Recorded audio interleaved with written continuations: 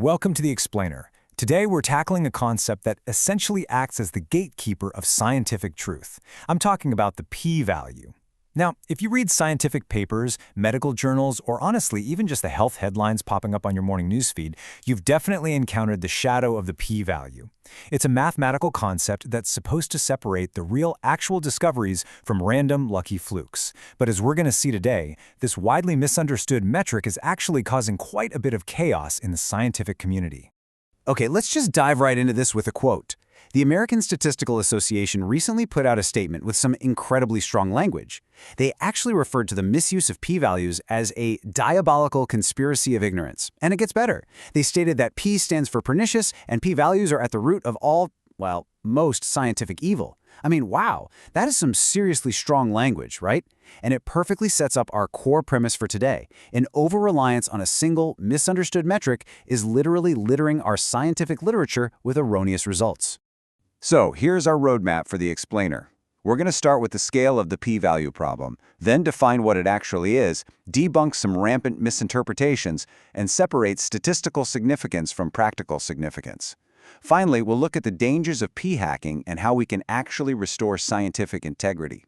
Part 1. The p-value problem. Let's take a look at how this metric is actually used today. So the p-value has basically become the ultimate stamp of approval in the academic world. If you pick up almost any paper in medicine, psychology, or sociology, you are going to find p-values. They're basically a strict prerequisite for getting published. Now, they're supposed to help scientists decide whether an apparently meaningful experimental result is really just random chance, but instead, they've turned into an unintentional evil. They are misused, misunderstood, and totally misrepresented. Researchers are treating them as a definitive substitute for actual, rigorous scientific reasoning, and honestly, that's a massive problem for our collective understanding of the world. Moving on to Section 2, Defining the p-value. Before we can talk about fixing the problem, we need to make sure we're all on the exact same page. Here is your textbook definition. Let's break it down into plain English. Say you have a control group and an experimental group getting some brand new treatment. The p-value is simply the probability that you would get your observed results, or something even more extreme, if there was actually no real difference between those two groups. That no real difference scenario is what we call the null hypothesis. The p-value ranges from 0 to 1. A value of 1 means your results are completely 100% compatible with the null hypothesis. But a value approaching 0, that suggests your results are highly unusual if the null hypothesis were actually true. But here's the thing. In practice, you rarely see zeros or ones. Instead, the scientific community has settled on a very specific, almost magic threshold. If a p-value is less than 0.05, the result is widely declared statistically significant. Boom, done.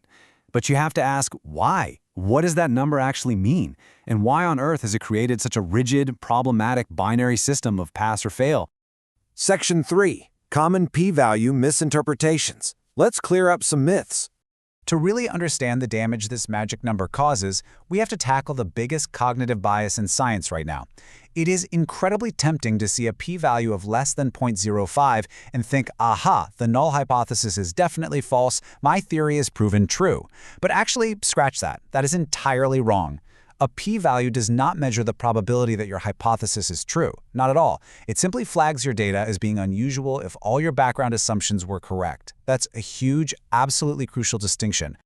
You can really see the absurdity of this threshold and how scientists actually talk about it behind closed doors. Imagine a researcher gets a 0.049. That is cause for celebration. Pop the champagne, it's significant. But a 0.051? Suddenly it's just on the edge of significance. And if it lands exactly on 0.050, the reaction is usually, oh crap, redo the calculations.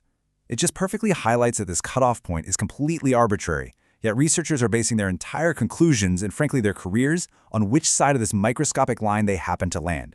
Part 4. Statistical vs. practical significance.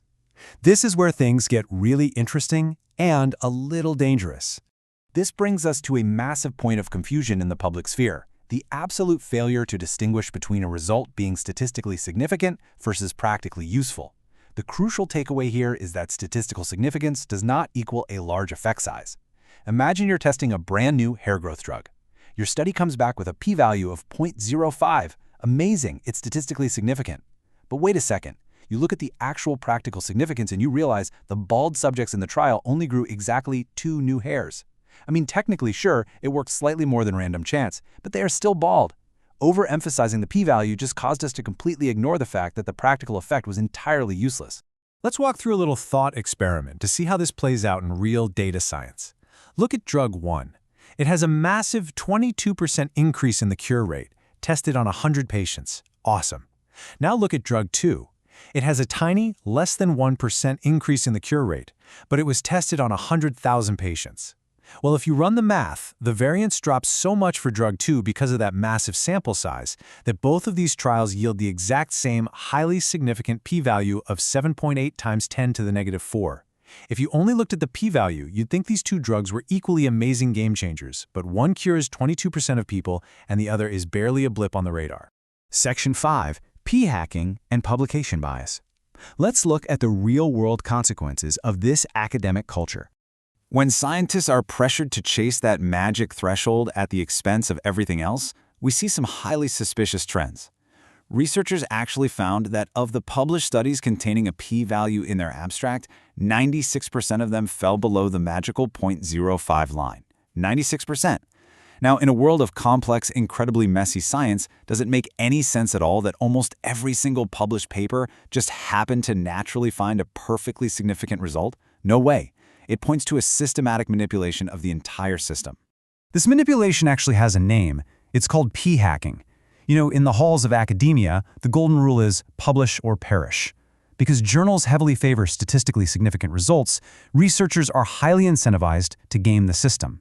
After an experiment is conducted, they might cherry-pick which data to include, change up their subgroup analyses, or slightly tweak their exclusion criteria. Basically, they're making decisions after looking at the data just to dredge up a p-value that magically sneaks under 0.05.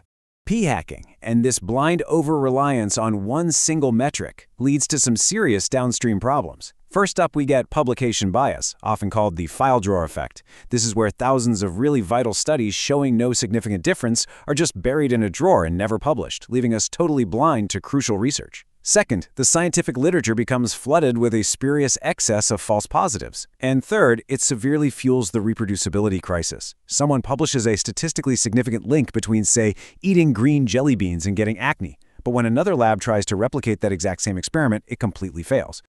Number 6. Restoring scientific integrity. Let's talk solutions. Science itself doesn't lie, but how we analyze it certainly can. So how do we fix this systemic issue? Well, the American Statistical Association released some guiding principles to help restore statistical reasoning, and it basically boils down to this. Scientific conclusions should absolutely never be based solely on whether a p-value passes a specific threshold. We have to consider practical significance. Remember our bald guys with the 2 little hairs? We need to look at actual effect sizes and confidence intervals. We need full transparency in reporting so we know if the data was dredged. And ultimately, we need to start viewing evidence on a fluid continuum rather than this rigid, completely arbitrary binary of pass or fail. I'm going to leave you with this final thought. The next time you're scrolling and you see a flashy headline proudly declaring a statistically significant new drug, a new fad diet, or some major psychological breakthrough, don't just take it at face value. Ask yourself, what was the actual effect size? Did it cure the disease, or did it just grow 2 little hairs? Was the sample size artificially massive? And most importantly, what was left hidden away in the file drawer? Thank you so much for joining me for this explainer, and stay curious.